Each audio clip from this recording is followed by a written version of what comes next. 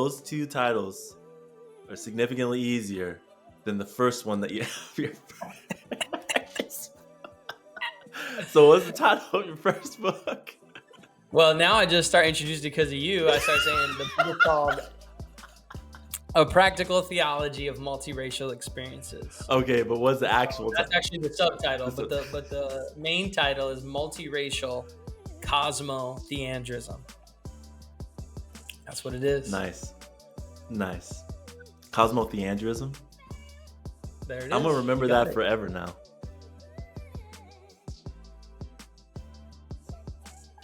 What is good, y'all? It is your boy Jonathan Dumas, and this is Highly Visible and a Little Misunderstood, a show where we talk to the people we see every day because we don't know what we miss until we miss them. And yeah, y'all, today is the day after the election. Kamala lost. I don't have any pleasantries for y'all.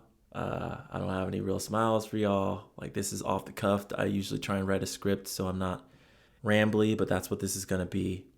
I've been thinking about, all day, last couple days, like what this intro was going to be, how I'd record it.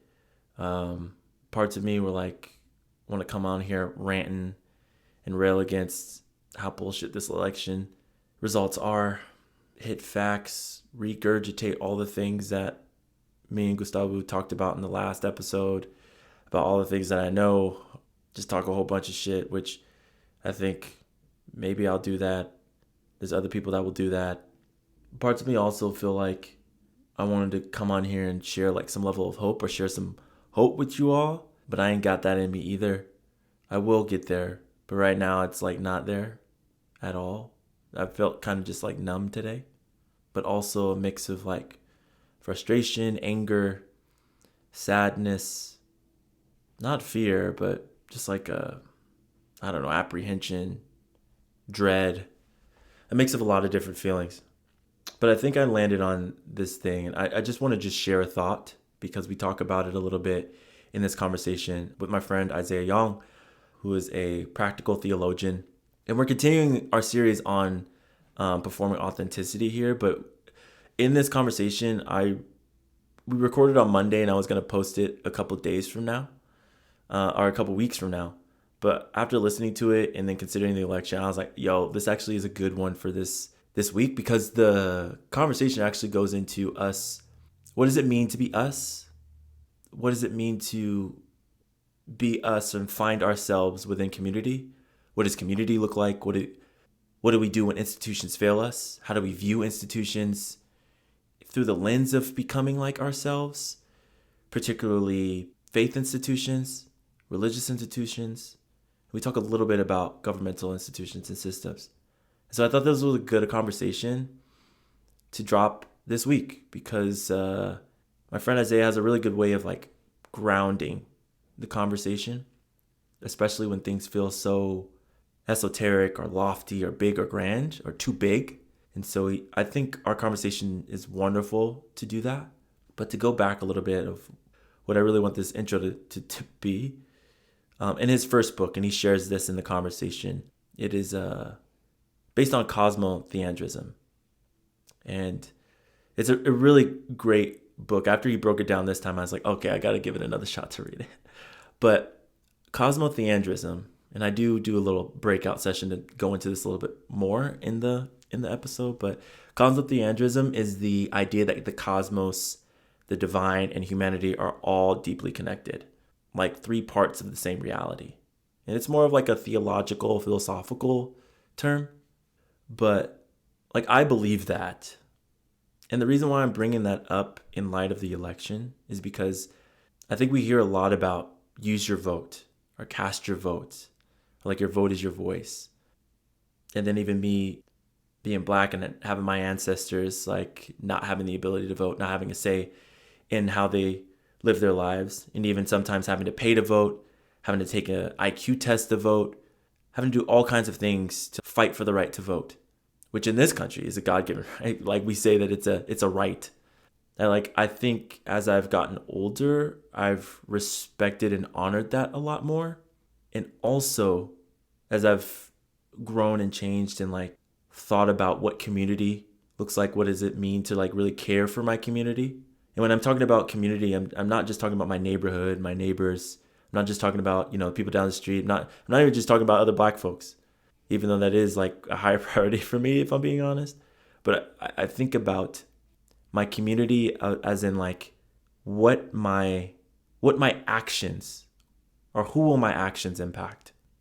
And when I think about my vote in light of that, like the weight of it feels so much more, right? Like I can no longer, although I may have a particular stance, like I ask the question, I see through the lens of like, what is my vote? How does my vote impact other people?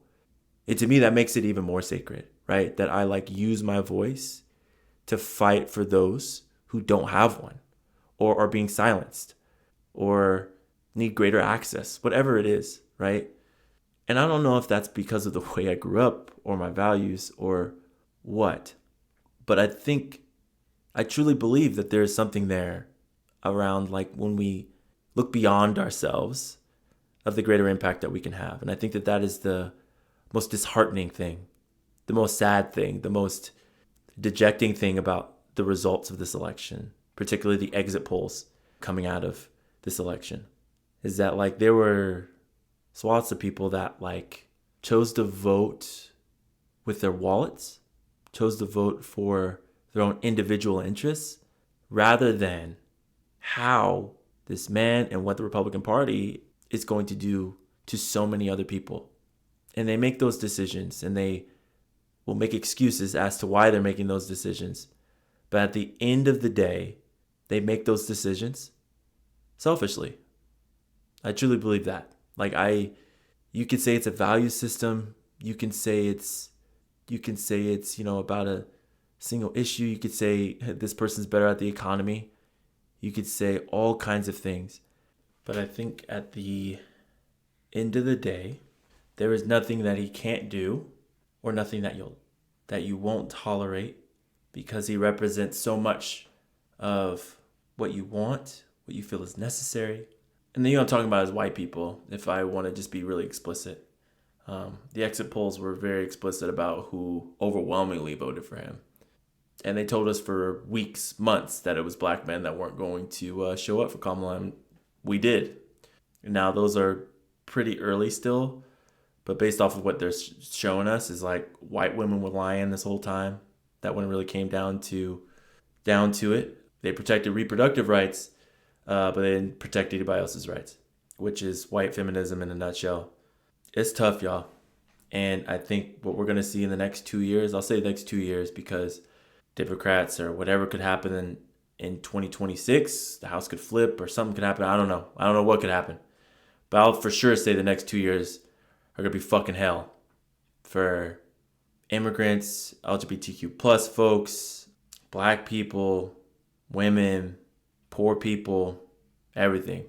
And if you think those tariffs are going to work, y'all weren't paying attention in economics in high school, or your political science or your government class in high school. Like I said, I don't have hope for you today, but I don't have any good news for you today. I don't have anything like that today. Maybe next week, maybe in a couple weeks. But what I do know is, I will hope, because what else am I going to do? I will resist, because what else am I going to do? I will fight, because what else am I going to do? I can't do anything else, because this just can't be the reality and the way that we go forward. It just can't. So as many of our elders taught in the civil rights movement, as many of our current elders teach us in the fight for justice, is that when we fight, we also need to rest. We also need to organize. We also need to strategize. And it is okay to be tired. It is okay to be sad. It's okay to be angry. It's okay to be frustrated. It's okay to be hopeless in these moments, because we're human. And this was a fucking gut punch to everything we thought was possible, everything we thought was going to happen. And so feel all the things you're going to feel, because we will. I don't know. Said I wasn't going to bring hope. I don't know. I just love y'all. I want you to be well. I want you to know that you're cherished. I want you to know that I believe in you, that I see you. that like in ways that it is possible for me. Like I want to stand with you. I want to stand in front of you to support you, protect you any way I can be. So I don't know, y'all. That is it. That's all I got. Please stay tuned for this conversation with Aizaiah. It really is a beautiful conversation, and I think that there's some hope in there before we got our hopes dashed. You feel me? Take care of yourselves. Do something you love. Touch grass. Be with your loved ones. Remind folks that you haven't talked to in a while that you love them. Check in with people's. See how they're doing. All right, y'all. Let's get to this conversation with Aizaiah. Well, Z, my friend, one of my best friends, my brother, thank you so much for coming on to the show. I'm really excited to have you on again. I know, dang, it was like 2, maybe 3 years ago you were on the pod before the rebrand, all that stuff. I don't even remember what we talked about. But for folks who are just now coming to know you, getting to know you, why don't you share a little bit about who you are? Yeah. All right. Well, I'm happy to be back on the show. I'm an OG guest, I Yes. suppose. And it's been awesome to watch the show, be a fan of the show, see it evolve. Myself, my name is Aizaiah Yong, and I come from immigrant household. My father is Chinese and Malaysian. My mother is Mexican American, and they're wonderful human beings. I'm the oldest, and they were the first in their family to marry somebody outside of their own cultural group. And so I think that experience shaped me a lot, and watching them navigate that, learn how to go about that in terms of who I was and what I'm about. And so I think it really carries over to some of the work I get to do today, which is a lot of leadership development. I'm an educator, working on helping create new ways of relating to each other from a sense of curiosity, compassion, creativity. And, like I said, kind of stemming back from growing up in the family I did, I always had this question about how to bring things together that people don't think can come together. And what's that going to look like, and how do we do that? And so I still get to carry that work on today as an educator. I work at a seminary, interreligious seminary based in Los Angeles. And also, I'm a writer, and enjoy meeting people, learning, and being in great conversation, such as one we're going to have today. Yeah. Thanks so much for sharing that. And uh, you're working on 2 books right now, right? If I remember right. So one like you, and then one with Nettie, your partner, right? That's right. Yeah, we just submitted the manuscripts to the copy editor, so we're in a good place and stage. It should be coming out early May. Yeah, the first project is about living through a significant near-death experience that I went through about six years ago now, and talking about that journey of ongoing healing, and how that impacted not only my story but also the people around me, my loved ones, and what came up for them through that. And so it's really kind of a community story. So that book is called Trauma and Renewal. And then the second book is with my life partner, love of my life. Her name is Nettie Yong, and it's a book about parenthood. We're parents to 4 beautiful children between ages of 1 and God 9, bless you. and our life is very full for that. And it's been a challenge to be in a interracial marriage, but also bringing different cultural perspectives together, and also our spiritual practices. And so the book is about a little bit of our journey and how that has unfolded so far in parenthood. And so shout out to her. It was a beautiful project to work on. Excited for that to come out also in May next year. Nice. Yeah, I will say this, Z, because I haven't heard the title of this book. Sacred Parenthood. This, all right, no. So Sacred Parenthood, and then what did you say? You said Trauma and Renewal or Trial and Renewal? Trauma Trauma and and Renewal. renewal. So those 2 titles are significantly easier than the first one that you have your practice. So what's the title of your first book? Well, now I just start introducing because of you. I start saying the book is called A practical theology of multiracial experiences. Okay, but what's the So actual that's title? actually the subtitle, This but is- the main title is multiracial cosmotheandrism.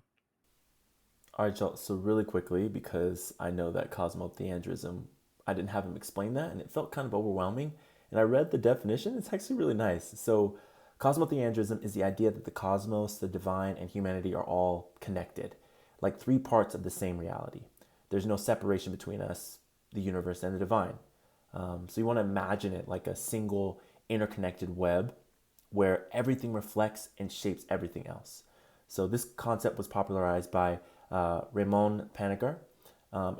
He reminds us that we're not just in the universe; we're a vital part of it, and it's a part of us. So it's actually a call to see ourselves, to see others around us, and even nature as inseparable from something much bigger. And like I said, cosmotheandrism, it's a big fancy word that kind of feels overwhelming, but the idea is something really, really simple, that we're all connected, that we're all a part of something greater. So, yeah, really nice. Go check out his book. All right, back to our conversation. That's what it is. Nice. Nice. Cosmotheandrism.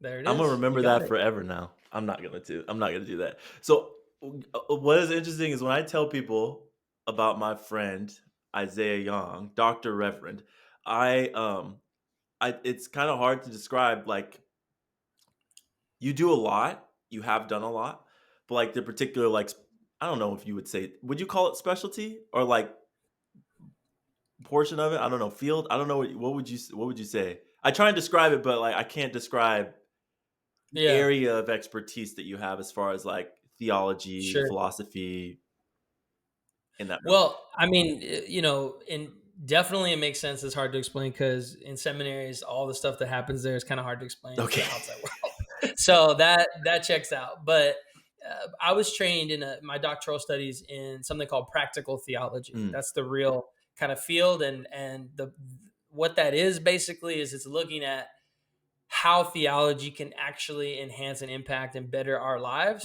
So mm, it's really not just focused on our ideas or our beliefs about things, but it's actually about how we live and understanding how we live and how that can be improved by bringing, theology, spirituality to bear on that. And so that's really how I was trained. And as you might imagine, though, like the way I pursue it, I mean, I think it has implications for a lot of different fields. And that's why some of my project ranges from everything to, critical race studies, racial justice, to parenthood, to healing and trauma, trauma care and trauma work. And so again, it's really just about how to improve our lives. How to respond to them, like I said, with more compassion mm. and curiosity. And so my interests are definitely varied. I have a lot of different projects going. I work with a lot of amazing partners and collaborators. And I think that's what I love is just learning from a lot of different perspectives and voices. And so, but at the end of the day, I think the heart of it, is being a practical theologian and is really interested in how we understand people's everyday lives, Mm. but then how we can bring our spiritualities as a resource or update and transform the spiritualities we've inherited because we need to do that too so that they're more resonant with where we are today. Hell yeah. All right, so that makes me more excited. And that's what I'm gonna start telling people. Yeah, he's a practical theologian. And I think anybody that's outside of academia or seminary will not understand that, but I think that that's an easier way and a better framing for me, as your friend who tries to explain the things that you do when we do like collaborations and stuff like that. So it'll land better for me. um, I'm really excited about this. I want to make sure that um, I got all my ducks in a row before we dive into everything. So I got my coffee ready. I got my Magic Mind that I took this morning. Have I told you about Magic Mind yet? No, what is Magic Mind? Okay, so Magic Mind is this little productivity shot that I take. They're I'm actually partnering with them. It's a company called Magic Mind. I'm partnering with them, and they sent me some little productivity shots. They have like turmeric, ashwagandha, matcha in them, and like it gets me laser focused to like tackle my day. I work from home, as you know, and I think you work from home too, and so it's one of those things where I take with my coffee, and it just, bro, it helps a lot. It helps a lot. I'm like less stressed, which we're living, as we had already mentioned, in a really stressful time. Um, yeah, all the things. I really do enjoy it, and it tastes good, and it's part of my routine every single day. It's really nice. Amazing. Yeah. So if folks want to take advantage of that, actually, they hooked me up with a code. It's highly 20, HIGHLY 20.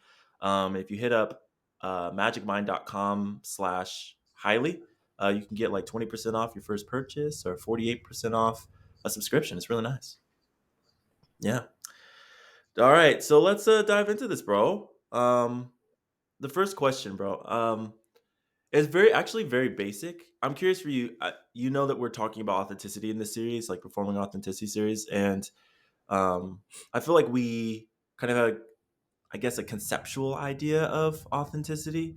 But I'm curious Yeah. for you, like what does that mean from maybe your own personal experience, but also maybe even a theological perspective too, if you want to, however you want to tackle that or approach that. Yeah.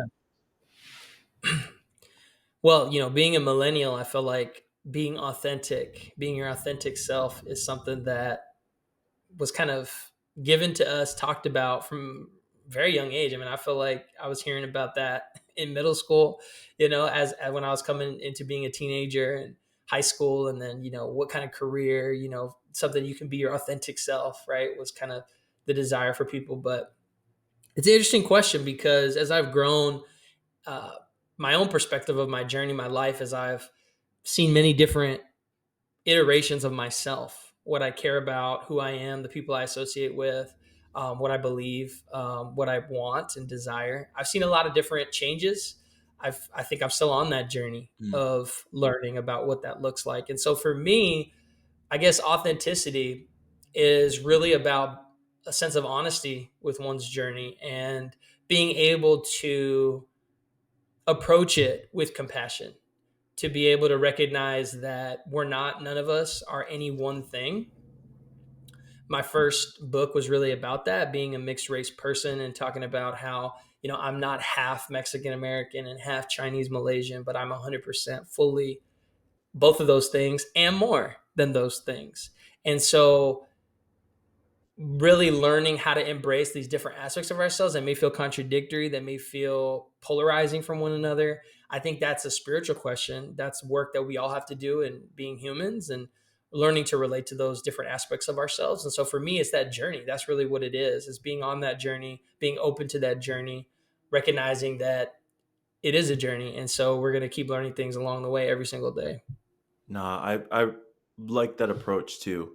Um, I think we get caught up in this idea that we're set on one path, and I can't imagine as somebody who's like a multiracial person, but as somebody who has like multi passions, who uh, really enjoys to like do all sorts of things. I remember like having these kinds of ideas of just even my black identity and what it means to be black, and then that rubbing up against socially with some of the activities that I like to do, or music that I like to listen to, or people that I hung out with, or so on and so forth, right?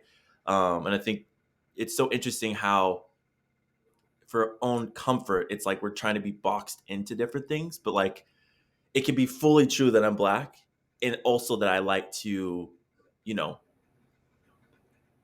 golf or whatever that what I don't know what those kinds of like stereotypical things that are not associated with black people, right? Um, all of those exist, like all of those parts of me are true. Sorry, I'm getting really distracted. Can y'all hear those vibrations and stuff? Okay, it's just me. I'm getting super distracted by it.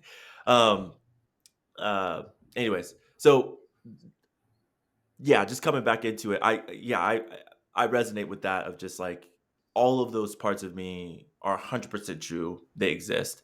um and it's real, and like that's authentic to me. Right. I was going to just say too that, I mean, it makes sense. You talked about your racial identity, the ways you've been racialized, the way society continues to racialize each of us. I think that's a real challenge in terms of really embracing our fullness at times. And I also think, other identities as well. We can talk about gender. sexuality. We could talk about class. And then for me as a theologian, we could talk about our religious identities and how whatever it means to be a religious person or to be part of a religious group in some way, there is sometimes an expectation that that looks like one thing or looks like one way. Mm. When actually, if you study religious traditions, you see that there are a number of diversities of expressions, of beliefs, of practice, of orientation within any tradition. And so even if you talk about something like Christianity, for example, that has a lot of different expressions. And when you're talking about, for example, Palestinian Christians, people who are right now at risk of the genocide Mm. against them, their expression of what it means to be a Christian is very different than, let's say, somebody here in the United States who has a different racialized experience. And so it's important to recognize that when we talk about any one of our identities or the places we come from being not one thing, I think we could look at that and it could really transform us and kind of how we see ourselves, but also how we can relate to one another. Mm. Can we explore that more, as far as like the theological perspective of it? Because I actually just had a conversation with a friend of mine, and we spent a good amount of time talking about this, on another episode, and we really,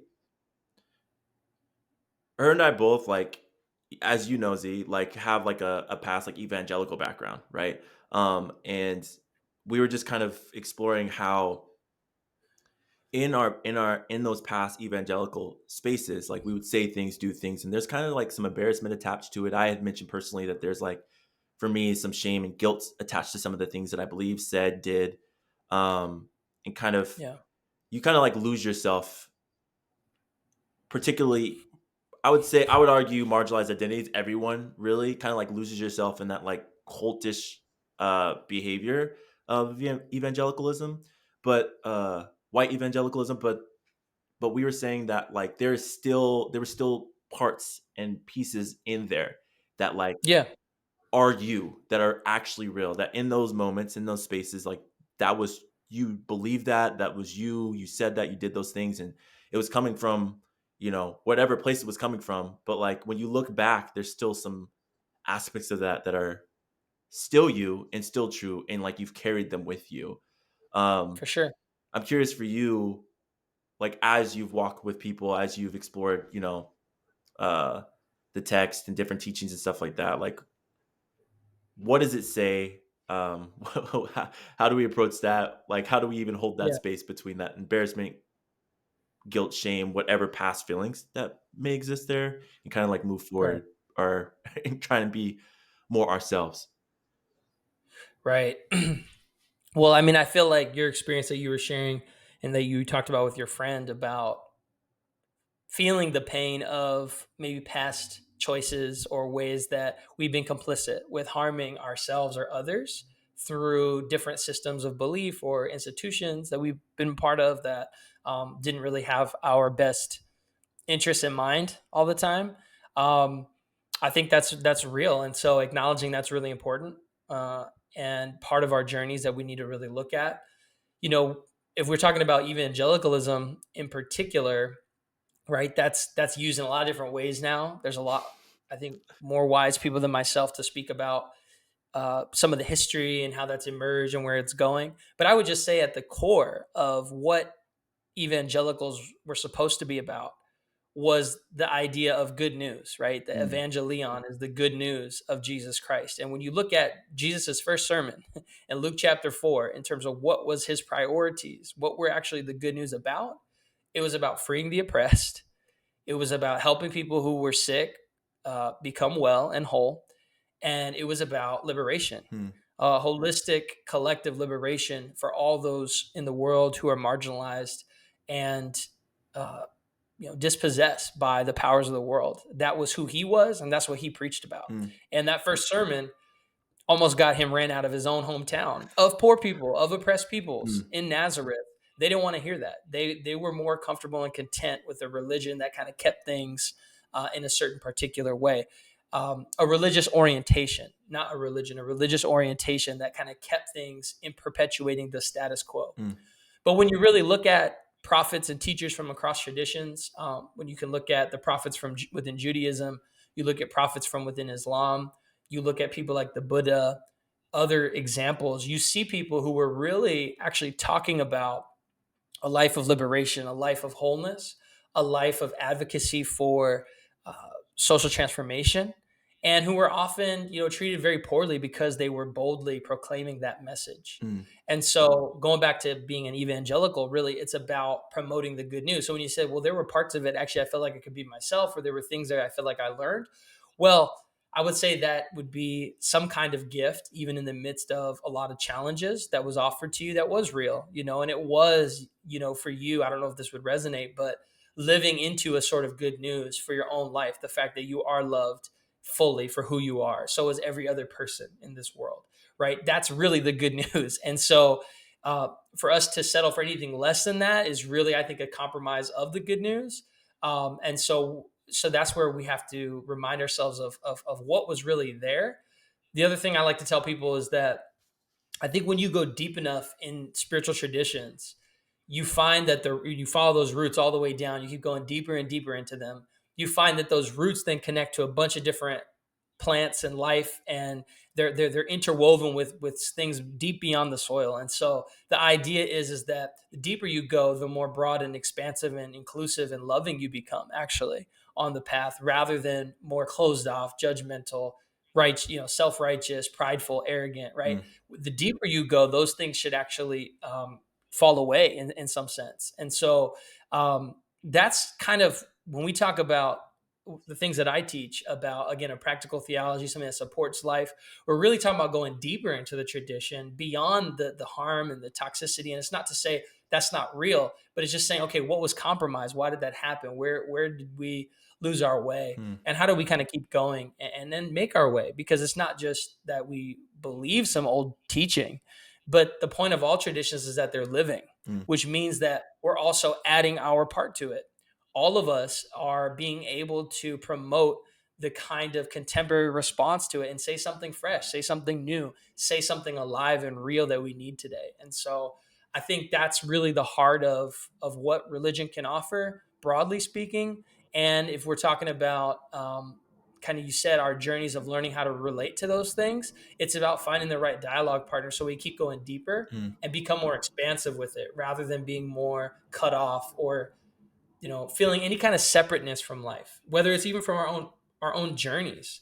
It's like learning how to not separate even from ourselves, the hard things, the good things, the painful things, kind of being able to touch those things, those tenderness, with a sense of compassion, open heartedness. Because, yeah, we're kind of, in some way or another, all of us, we're on one version of that journey. Um, and so, how to be more spacious with each other on that. Mm. The question that comes to mind after hearing that is like, how do we then remain open, right? How do we then like not lose our way to like the root and heart of those teachings? Um, and you mentioned like having thought partners or um, having a space where you can talk and discuss those things. But I think that's the part that I get um, when I have conversations with folks. Like it's helpful to navigate these things with, but I think in the large like big societal things, it's like you got loud voices really Yeah. changing the conversation, changing what it actually means to be, you know, whatever whatever it is, like your religious like connection So is. So it's one of those things where I'm like, dang, how does can, if possible, um the heart of those religious teachings like lead us to a greater path of openness and or like authenticity or truer sense of self, if that's even yeah. possible. That's like where I get kind of lost. Well, I mean, it's a great question. I don't know that I have a solid Oh answer yeah. for that, but I do think it's an important thing to look at, and all I would offer would just say that if you look at these traditions, these living traditions, as I talked about them, Mm, you're going to see a lot of different figures who were asking that same question and trying to find their own expression of their response. Whether you look at monks in many different traditions who were literally exiled out beyond, like, talk about the earliest Christian monastics. They literally went out beyond Rome to the desert because they recognized that if they try to stay in that context in that city, they were going to be so easily led astray to the pace and to the rhythms of empire Mm. that wasn't true to what you just described. And so they literally moved out to these deserts to start new communities. Now, I'm not recommending and suggesting that we all need to go move away. In fact, I think that we're in a time where that response is no longer sufficient Mm. because of technology, because of the ways in which we now recognize how much diversity there is. There's nowhere to run to Yeah. in terms of away from the situation. And so we're going to have to learn in the midst of this situation to recover that core of ourselves. Mm. So when you talk about how do we remain open, I would respond by there's examples of people who have asked that question, which is encouraging because I'm a person who doesn't believe that the people who have transitioned into some other place after this world means that they're gone. Mm. I don't know where they are. I don't know what that looks like, but I do believe that there's many different, especially cultures and traditions from the global majority who talk about connecting to our ancestors and how they can provide wisdom and insight to us. And so I believe that they're offering resources to us if we're open and available for that. We can be comforted in that. We can provide guidance and kind of hope in some ways with that relationship. So there's examples that we can look to. But then I think that there's also a sense that for me, whatever's happening right now, these big changes that you just described, how difficult it is to really stay open, no matter what takes place, for me, the core of all of us is a sort of open, creative uh, life. Mm. And anything less than openness and creativity is really a diminishment of our lives. Mm. So, so to recognize that each of us have this potential and agency within us is really what the teachings help to remind us. And so you, myself, everybody in this world, and even perhaps beings that aren't just human, have something to contribute and offer that no matter if the world recognizes it or tries to make war against it, they actually can't take that power away. That power lives within all of life. Mm. And so it's a matter of how do we support and encourage each other to keep expressing it. I think this podcast is really an example of one way to do that. You might not even think it's not a religious thing. We're not trying to do anything religious here. But I would say as a scholar of theology that anytime you promote the creativity and openness in others, you're doing something religious. You're doing because really the core of religion is about rebonding, reweaving together, taking the fragments and bringing them back to new creative possibility. Mm. That's a religious activity. And so it's not about believing in this divine entity or that teaching or whatever. And I'm not against saying those can't be helpful. Maybe they can. But the idea is how do we in community support each other to express that creativity, that openness, the sense of novelty, the sense of learning new things, of not having answers, of actually recognizing that, yeah, we are uncertain right now, and that is scary. Mm. And for that to be okay, we don't even have a response to that. That's just what it is. And how do we make space for that, love each other, love ourselves in the midst of that? For me, that's what we're talking about. Mm. And we'll find comfort and courage to keep taking another step when we do that honestly. And for me, when we talk about authenticity, creating spaces that can foster that. That's what we're talking about. We're not talking about trying to get people to be this, encourage people to be that. Mm. We're encouraging us to listen to each other more deeply and encourage each other in that expression, whatever it may be. What's interesting about what you say is that like I hear like so many themes, and outrightly you said like about community, about creating spaces, like there's like a togetherness of like enabling Yeah. people to be open, be creative, interweave, heal. Like there's a lot of like different things that I'm hearing about that too.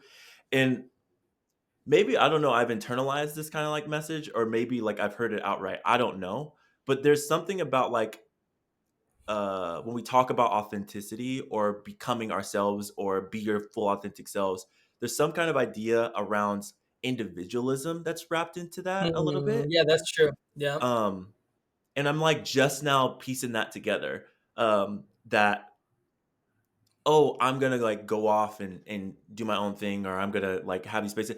And Yeah. I think that there's value in that, but Yeah. it's so interesting how there is an enabling and I mean this in a positive way, when Yeah. like you are asking questions and like affirming who somebody is or the questions that somebody's asking, how that can Yeah. actually create a space for them to be like safe, okay, um, to be themselves, to like understand or grow or listen or whatever have you, in this on this journey of authenticity. So it's really really interesting. Like, is that, I don't want to put words in your mouth. Was that what you were referring to, or kind of like, yeah, I mean, it's always yes and no, right? yeah, But I will say yes in the sense that perhaps a better way to think of authenticity or becoming ourselves, it's not some fixed point yeah, where we arrive, but it's the very act of being open and spacious to the journey. mm, And that's what you said when you talked about when we're asking people questions, we're listening to the question. Maybe that's the authenticity. mm, Maybe that's really a place where we can actually bring these aspects of ourselves that are not welcomed other places, and when we bring them forward, maybe that's part of what we're doing.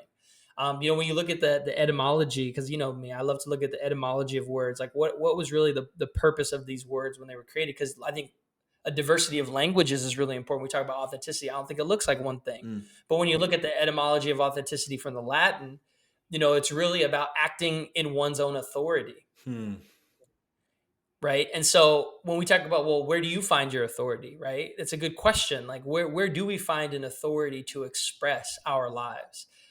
When we express our lives in ways that counter dominant culture, when we express our lives in ways that counter religious oppression, when we express our lives that counter even a monocultural vision of what it means to be in a society together, like democracy, for example.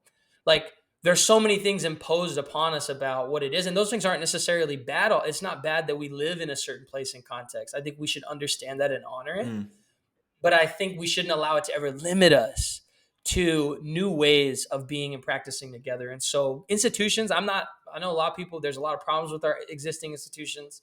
I think it's very important to name that. I'm not anti-institutions. I think institutions are needed for us to flourish in our lives. They're what allow us to, I mean, you can think of your podcast as one, right? It's a yes, way to organize people together to have conversations that they couldn't have in other places, and you're bringing together people that wouldn't maybe talk together to be in a new conversation together. Well, that's a kind of institution. Well, institutions are powerful when they actually support us to practice life-giving ways of relating to each other, when resources are given well for people to have what they need, when there's care provided, right? All these things. And so they are important. It's just about learning ways to remind ourselves of really what their purpose is. Institutions are made to support the ongoing journey that we're in. mm. And anytime they lose sight of that, anytime they cut off from that, they're going to do harm to us. And so we got to reform them or renew them or start new ones, such as your podcast. And I don't think there's one answer. And so I definitely feel like, to the yes, maybe there's something about learning to live in our own authority by just being more vulnerable and asking questions. And then I would say, so that's about community, but then to the no is, I feel there's also something that can only be discovered in the depths of one's own life, Hmm. that no external situation or force can really give you, maybe not even God. Mm, And each person has to walk through that, not as an individual, but as a person, which means uniquely, which means there is no replica, there's no imitation, there's no model. Every person has to embrace their own uniqueness in that sense, not something that they possess, but something that they're experiencing, and be able to work through that mm, courageously. mm, And nobody can do that journey for another person. And so in that sense, it's very unique, but not in isolation. And so in that sense, again, communities, institutions can be super supportive, but there's moments, right? Each step you take, no one else has taken that one. mm. And to embrace that is also part of it, I think, too. I really like the framing on that, Z, because that really helps kind of differentiate between kind of like this isolation way, which I feel like the word individual gives off in my mind, versus Right. like as a person, and there's a uniqueness tied to it. Like it's a you journey because it's a you journey. You know what I'm saying? And I really really like that um, distinction. Um, and I hope that that's like helpful for folks too, to like hear that, right? Where like there is an Necessity. I don't think necessity is the word that I would say, but it's more of like a well, I don't know. I don't know what the word is. The word's not coming to me. But both are necessary, right? Like you're not there's not a right and wrong. There is a there it's like a you journey. Would you say that what would you say to somebody who has who says like who has a distrust in institutions, particularly faith ones, then? Yeah, I say me too. I mean, me too, right? Yeah. I mean, I totally get that. Yeah. I feel like it makes a lot of sense because, like I was just sharing, like I don't feel our religious institutions, especially we could talk about Christianity in the U.S., which I'm most a part of. I don't feel that many of our institutions are doing what we just described, Mm. and that's why there's a distrust. So for me, I'm not trying to encourage people to trust them. Yeah. I'm trying to encourage people to recognize that there is still something within our religious traditions that we can work with, Mm. that could resource and help us, and don't allow the kind of to not give away the gifts we may potentially receive by someone else's ignorance Mm. to define that for us. And so and again, to not do that journey alone. Like I said, we all have our own steps to take in this, but to not do that alone. Whatever steps you're thinking about, whatever steps you're trying, like to share about that, to tell that story, to even because I don't think you're gonna find like one space that's gonna be completely all inclusive, welcoming to everything you're interested in. Why? Because I don't think that any of us are even aware of that. Number two, I don't think that whatever that is any fixed point to that. I Mm. think that's part of the divinity of our lives. That there's always something new to express, to learn, to experience, to laugh about, to cry about. Like there's a whole fullness to this journey that there's really no end to. And for us to be able to, instead of saying, well, that's just overwhelming, I don't know what to do with that, it's actually like, well, maybe that's actually freeing because maybe I can actually rest a little bit today. Maybe I could actually like go for a walk and like drink some tea and like not have an answer for it all. Maybe I could actually just get lost in the woods. I was in Georgia a couple weeks ago for an event, and they went out for some kind of activity, and it was about wellness, and I was really appreciative of the intention. But I said, for my soul, I don't really need another conversation. I don't really need another insight. I just need to get lost in the woods. And I'm not even a woods person, like I was about to I say don't you are even know not the woods person. but I knew in my soul, right, that I needed to experience. I longed for something that wasn't pre-programmed, that didn't have some utility, Mm. that was for no other purpose than just doing it for itself. And I got lost in these woods in Georgia, and I was a little afraid for my life. I'm not gonna lie. And I was at one point, I took a video, and I was literally looking around, and I was like, I have no idea where I'm at, and I have no idea how I'm gonna get back. But I felt so free. It Mm. was just me in Yeah. the Yeah. woods. Yeah. I Yeah. felt so free there. I felt so free because I was experiencing what I just described, this sense that who I am and what I'm about can't be contained in one expression or response. Mm. My life is wild. So is our lives. And so how to foster those moments, especially for those of us who live in cities, we're so fast paced, we're so conditioned to look at things in certain ways. We just got to get outside of that sometimes to remember again who we are. And again, that who we are, I'm not saying that's any one thing. I'm saying it's about being in relationship, Mm. that's open and creative and expansive. And uh, so I feel that recognizing this about ourselves gives us more freedom. We can exhale. We can recognize even when things don't go away that we wanted, that that's not the end, and that we can keep finding courage to take another step, to take another breath, as long as we're granted it. Right? We don't know what's promised, but that we can remake our lives step by step, moment by moment. Because I think even biologically, that's what's happening anyways. Mm. Look at the cells that are being recreated every moment, the blood that's moving, right? That's part of life. And so to give ourselves that openness, well, that's dangerous to a society that tells us to be one thing, to be for this, to be against that, to look this way, look that way. That's a dangerous life. And for me, in the best way, in the freeing way. And that's what I hope we can receive in what we're talking about, all of us, a little bit more courage to do that together. Yeah.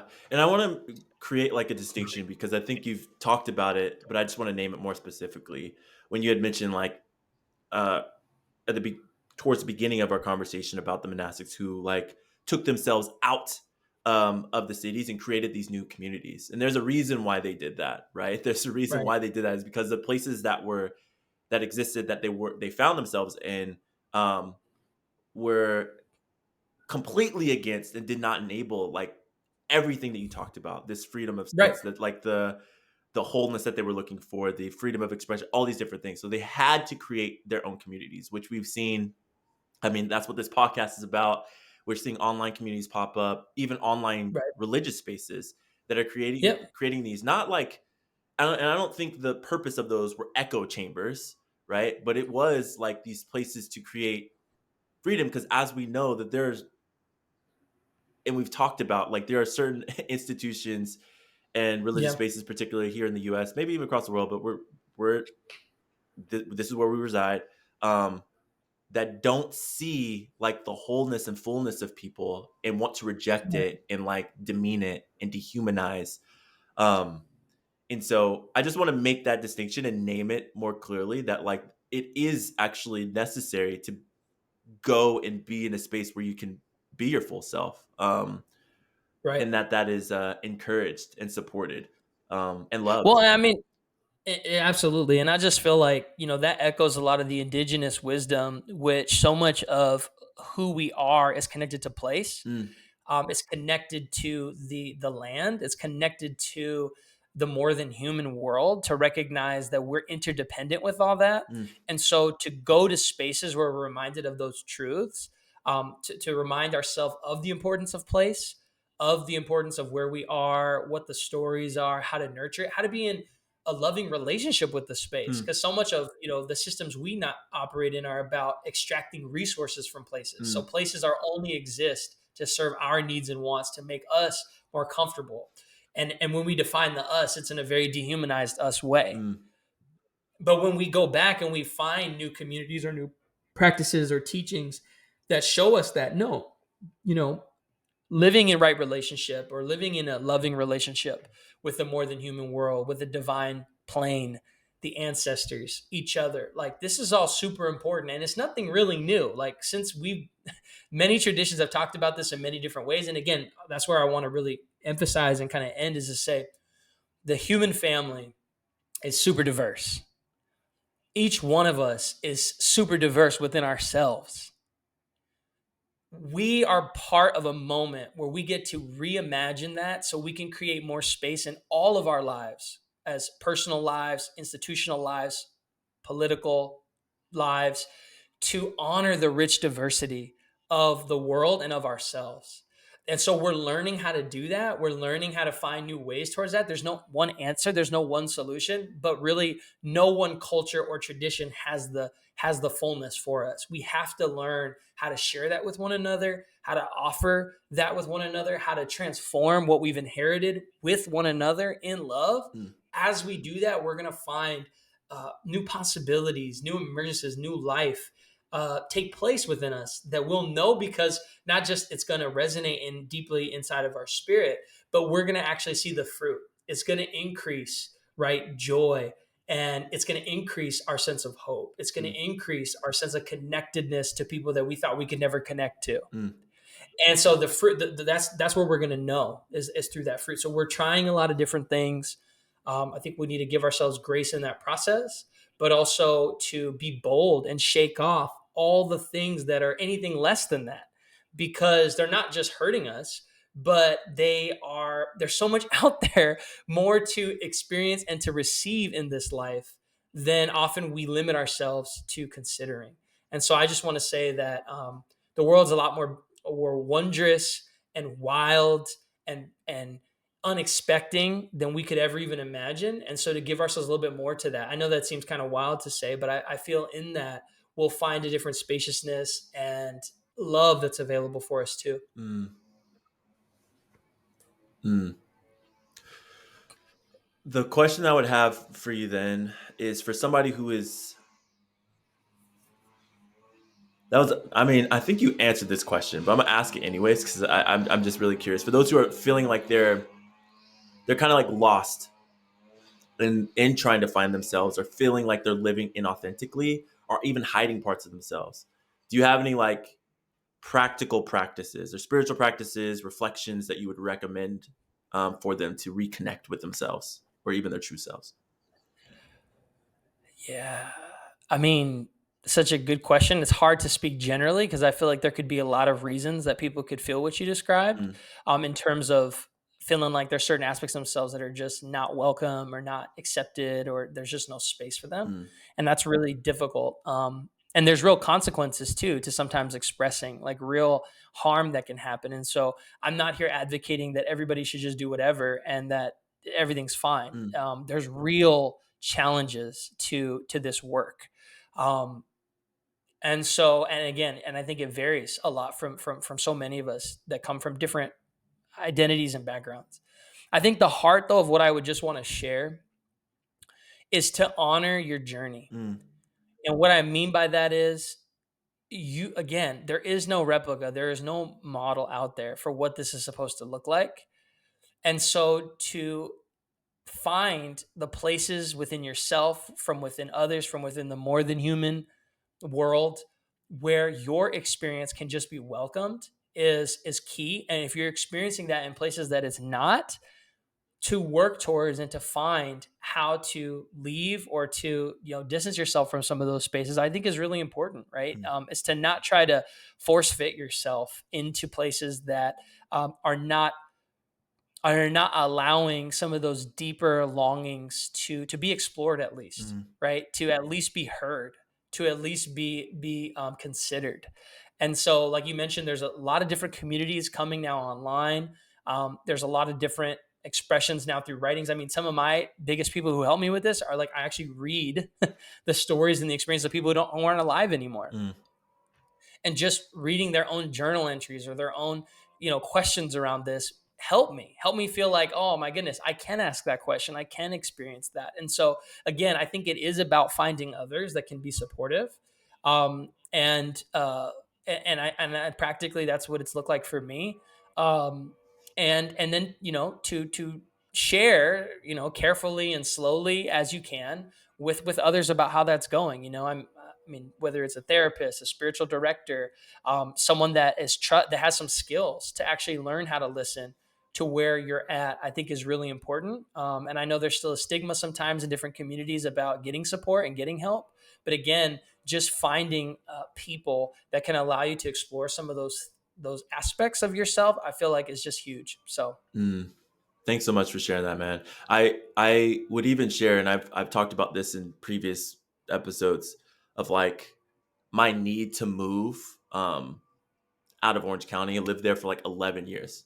And I remember like closer to closer to the end of our time, me and Liz's time of being there, I was like, I literally can't do this anymore. Like, because there's parts of me that feel like we're absolutely cut off. Like, just I did not have any deep connection to anymore, and I kept feeling like I was trying to fit myself into a mold. Just exactly what you were saying, and literally very very soon after I left um, out of there, we left out of there like just moving even 10 miles north closer to like LA. um I don't know, I just felt like a release, like a relief. And it's not like it's not like a significant amount of more black people or uh persons of color like in our neighborhood. There is, but it's like right. I don't know, there was like this stifling of who I was and just being in a Mhm. place. And it's not like I know a whole lot more people out here, but just being in a place that like I can be me. I don't know. Yeah. Anybody that knows me knows that like you have named that I've had like a transformation. So I think that there is true power in the spaces that you are and recognizing Right. that. And I just like really appreciate you naming that and even giving space for folks who are trying to figure that out. Um, Yeah. Man, this has been truly, truly wonderful, man. I thank you so much for your time and the wisdom that you shared. Um, I just want to give you space if there's any like closing thoughts, things that you want to share with folks that you have going on. I know you had mentioned the books earlier, but where can Yeah. folks tap in with what you're doing, and how can folks even find some of the readings and teachings that you have going on? Yeah, I appreciate it. I've really loved the conversation. I appreciate that last share and just holding a lot of space for each of us as we try to navigate this moment of many changes and what we need, the changes from time to time. And so to give ourselves permission and space to recognize that too. Um, each day's a gift, and we get to, in part, make choices about how we engage that day. And so I pray that people feel encouraged in that through this. You can find some of my work as well as my life partner, Nettie Young, at spiritedrenewal.org. We have work that we started there. We're doing some consulting and some speaking, some writing, some projects there. There's a newsletter people can sign up to on the website. Would love to connect with anybody, have more conversation there. And just thanks again for having me. Absolutely, my friend. Thank you so much. I'm going to plug all that stuff in the show notes and everything like that. Appreciate your time. Love you, and we'll see y'all soon.